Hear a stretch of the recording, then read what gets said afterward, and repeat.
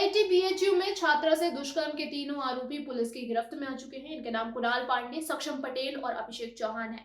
Police को आरोपियों तक पहुंचने में 60 दिनों का लंबा समय लग गया। इसको लेकर विपक्षी नेता लगातार सवाल उठा रहे हैं।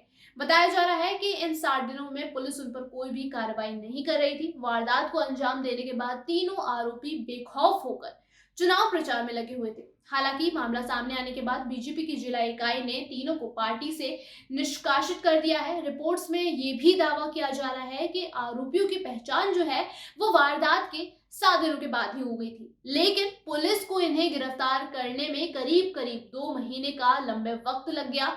फिलहाल इस मामले में अभी वाराणसी पुलिस की तरफ से कोई भी उनकी तरफ से बयान सामने नहीं आया है और ना ही गिरफ्तारी के बाद इसको लेकर कोई भी प्रेस कॉन्फ्रेंस बुलाई गई है। सूत्रों के मुताबिक बात करें तो वारदात को अंजाम देने के बाद तीनों आरोपी एक साथ मिलकर विधानसभा चुनाव प्रचार के बहाने मध्य प्रदेश चले गए थे। चुनाव प्रचार खत्म होने के बाद वो यूपी लौट आए थे, लेकिन आरोपियों की पहुंच होने की वजह से पुलिस उन पर सीधी कोई कार्रवाई करने से कतरा रही थी। आपको बता दें कि इन तीनों आरोपियों के ताल्लुक जो है वो बीजेपी से है। हालांकि अब बीएचयू कैंपस में छात्रा के साथ हुई वारदात के 60 दिनों के बाद पुलिस ने आरोपियों को गिरफ्तार कर लिया है। पुलिस के सूत्रों के मुताबिक बात करें तो आरोपियों को पूरा विश्वास हो गया था कि पुलिस उनके मामले में आगे कोई भी कार्रवाई नहीं करेगी, इसलिए तीनों आरोपी इसी बीच विधानसभा चुनाव में मध्य प्रदेश चले गए थे। इधर छात्रों का बीएचयू में लगातार प्रदर्शन जारी था।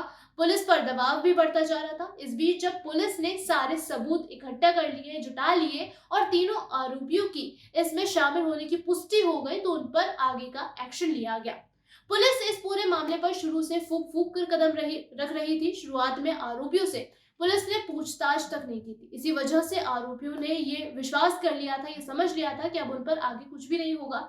आरोपी बेफिक्र होकर चुनाव प्रचार में लग गए। साथ ही उनके बाकी कार्यों में भी वो शामिल हो गए थे। एमपी से वापस आने के बाद पुलिस आरोपियों की गिरफ्तारी कर सकी। बता दें कि सामूहिक दुष्कर्म की ये जो वारदात थी वो 1 नवंबर 2023 को बीएचयू कैंपस में आधी रात को हुई थी।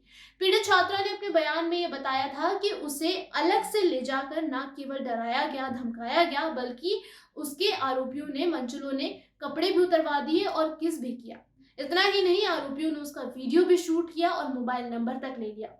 इसी के साथ आपको बता दें कि इसके बाद में पुलिस ने छात्रा की शिकायत पर लंका थाने में आईपीसी की धारा 354, 506 और 67 आईटी एक्ट के तहत मुकदमा दर्ज किया। वहीं छात्र छात्रा लगातार आईआईटी बीएचयू कैंपस में धरना प्रदर्शन कर रहे हैं। ये प्रदर्शन सड़कों पर तक आ गया, जिसके बाद आईआईटी बीएचयू में छात्रा के साथ हुई छेड़छाड़ की घटना में पुलिस ने सामूहिक दुष्कर्म आईपीसी 367 डी और इलेक्ट्रॉनिक साधनों के जरिए यौन उत्पीड़न आईपीसी की धारा 509 करने से संबंधित धाराएं लगाई थी। फिलहाल आरोपी पुलिस की गिरफ्त में है और उन्हें 14 दिन की न्यायिक हिरासत में भेज दिया गया है।